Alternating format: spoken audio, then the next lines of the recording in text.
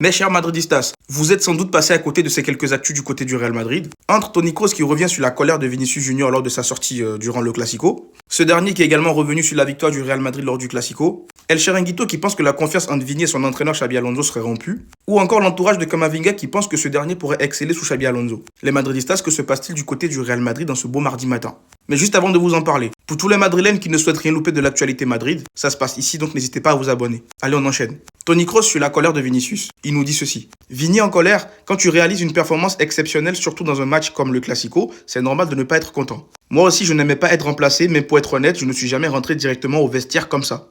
Et c'est là où j'apprécie le franc-parler de Toni Kroos. Oui, on peut comprendre la réaction de Vinicius. On peut essayer de se mettre à sa place. Le mec, il fait un très bon match et on le sort comme ça normal. On ne peut pas lui demander d'accepter ça comme ça sans réagir. Par contre, il n'a pas eu la bonne réaction. Au Real Madrid, ça ne se passe pas comme ça. Peu importe à quel point tu es mécontent, tu ne peux pas te lever et aller au vestiaire comme ça pendant un Classico.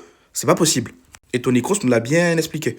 Ensuite, Toni Kroos est revenu sur le Classico et il nous dit « Le Classico, je suis très heureux que le Real Madrid ait gagné. C'était une victoire méritée, l'équipe a su tirer profit du jeu de Barcelone. Le score aurait pu être plus large à la mi-temps, le Real Madrid a abordé le match avec beaucoup d'intelligence. » Rien à rajouter, il a totalement raison.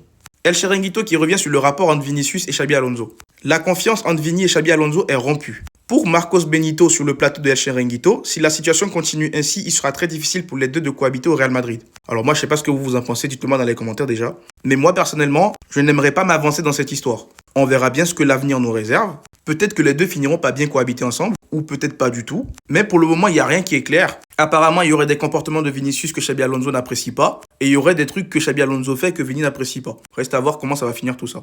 Et pour finir, nouveau, des sources proches d'Eduardo Camavinga pensent que l'approche plus tactique de Xabi Alonso permettra de tirer le meilleur du joueur. Et je suis totalement d'accord. Camavinga soit Alonso, les gars, ça peut être pépite. Personne ne doute du talent de Camavinga. On sait qu'il est bon, on sait qu'il est fort, on sait qu'il a un potentiel énorme. Mais c'est un joueur qui a besoin d'un cadre. Un cadre que peut offrir un Xabi Alonso. Donc pour moi, en vrai, s'il est épargné par les blessures, on pourrait avoir un grand Camavinga au Real Madrid. Après, ça ne reste que mon avis. Dites-moi vous ce que vous en pensez dans les commentaires. Et surtout, pour ne rien louper, vous savez ce qu'il vous reste à faire, abonnez-vous.